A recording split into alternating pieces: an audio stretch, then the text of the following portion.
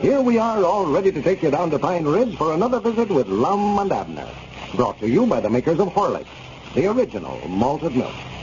For a cool, refreshing summer drink, Horlicks malted milk cannot be beaten. Try it for lunch sometime. Dietitians say that most of us would be much better off if we cut down on our usual lunch.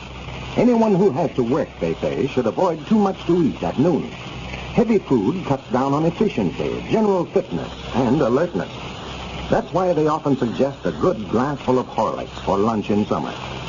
Horlicks won't give you that hot, stuffy feeling that a heavy, hard-to-digest lunch so often leaves.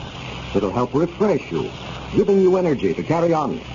That's because Horlicks is a well-balanced food, containing nourishing and energizing elements. Just try it yourself. You can get a package of Horlicks from your druggist in either natural or chocolate flavor. And now, let's see what's happening down in Pine Ridge. Yesterday, when Lum left for the county seat to seek legal help for the court battle which Squire Skimp has threatened over the injuries he received in Lum and Abner's theater last week, Abner and Grandpappy Spears concocted the idea of raiding the Squire's home in an effort to recover a note they wrote Squire, which they now believe will be especially damaging to their side of the case. As we look in on Pine Ridge today, we find Dick Huddleston just entering the Jot'em Down store in response to an urgent call from Lum. Listen.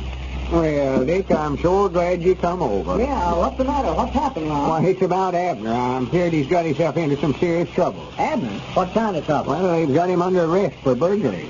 Burglary? Abner? Yes, sir. He got me up at 3 o'clock this morning to make him bond for him. Who did? What do you mean, The Lum? sheriff from the county seat. They arrested him last night for breaking in a house. Now, wait a minute, Lum.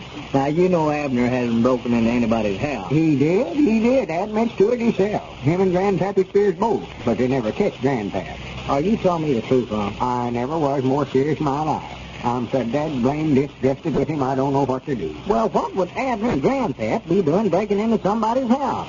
Whose house was it? Well, of all people, they had to pick out Squire Skimp. What?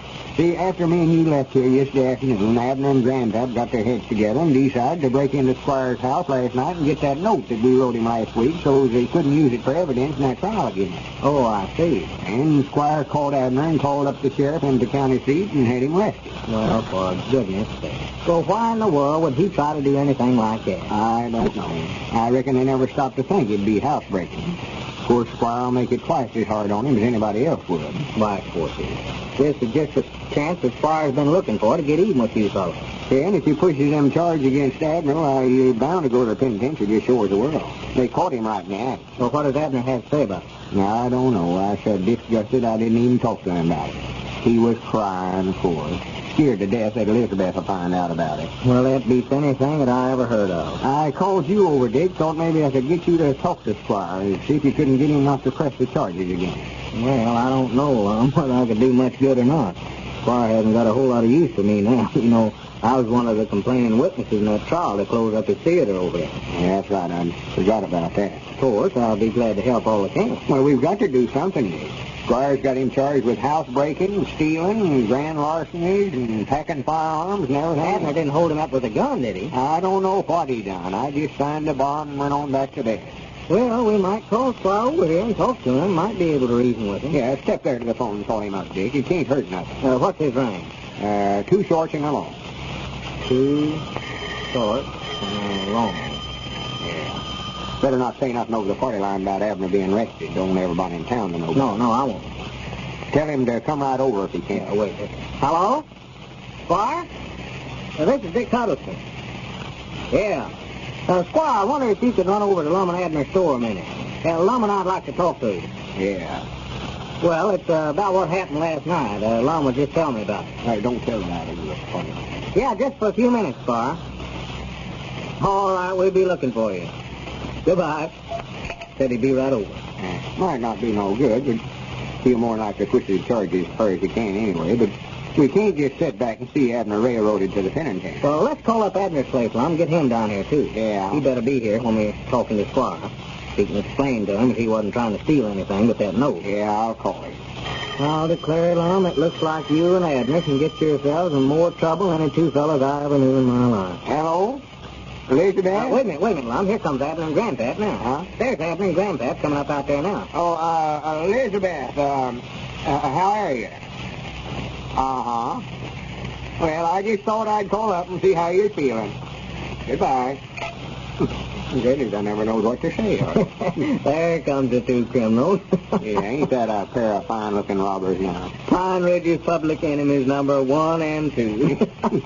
Look at them arguing with one another. Yeah. Grandpap shaking his finger in Abner's face. Yeah, both of them laying it on the other, I suppose. Yeah, more than likely.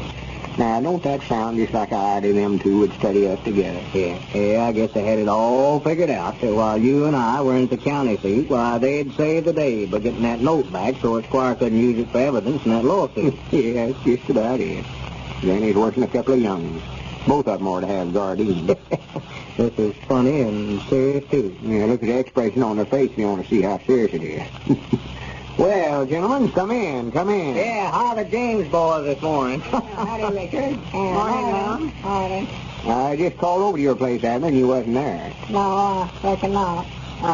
Yeah. I was just telling Dick about what happened last night. I told you not to tell nobody about that, Lum. Well, Dick's going to try to help you, Abner. If there's anybody that needs help, you sure do. Yeah, and I've got some more trouble since I seen you last night. Some more? Yeah, Elizabeth. Oh, you told her all about it, huh? No, it's just the trouble. I can't tell her about it, and now she's wanting to know where I was at out till 4 o'clock this morning. And my woman's mad, too, and I can't tell her where I was at without telling off on Abner. Yeah, and if you do, Grandpap, your life ain't worth a nickel. If Elizabeth finds out about this, why, she'll just about pack up her belongings and head right back for Texas. Well, she's bound to find out about it sooner or later. Well, I hope it's later. I want to put it off as long as I can. Well, tell us what happened last night, Abner, just what took place. Well, the whole thing was Grandpappy's idea. It weren't no such a thing. It was, too. Talked me into it. And it's his fault I got caught, too.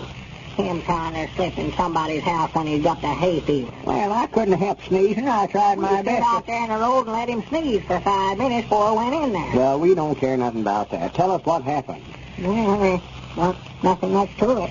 Me and Grandpap slipped in the house to get that note that me and you wrote Squire. And Squire's coat was hanging over a chair there in the bedroom, and just as I was taking the wallet out of it to get the note, why, this crazy idiot sneezed as loud as he could, and Mrs. Skimp screamed, and Grandpap jumped out the window and run, and next thing I know, the Squire had me down on the floor sitting on me. Yeah, Abner to run, too, if he could have found a window to get out of. Well, where did Squire get all these charges he brought against you, Abner? Lum said he's got you charged with stealing and carrying a gun and nearly everything else but murder. Yeah. Well, he tied my feet and hands and then went in and called the sheriff. And while we was waiting on the sheriff to get out here from the county seat, why, Squire started filling my pockets up with stuff.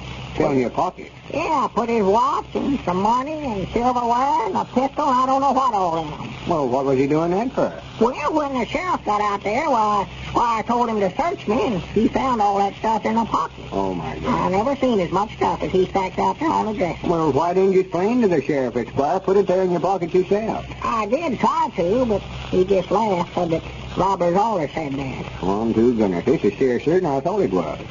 Now then, Abner, setting to tell the sheriff on me and get me into it. Well, you ought to be told off on. Very idea, anybody sneezing at the top of their voice.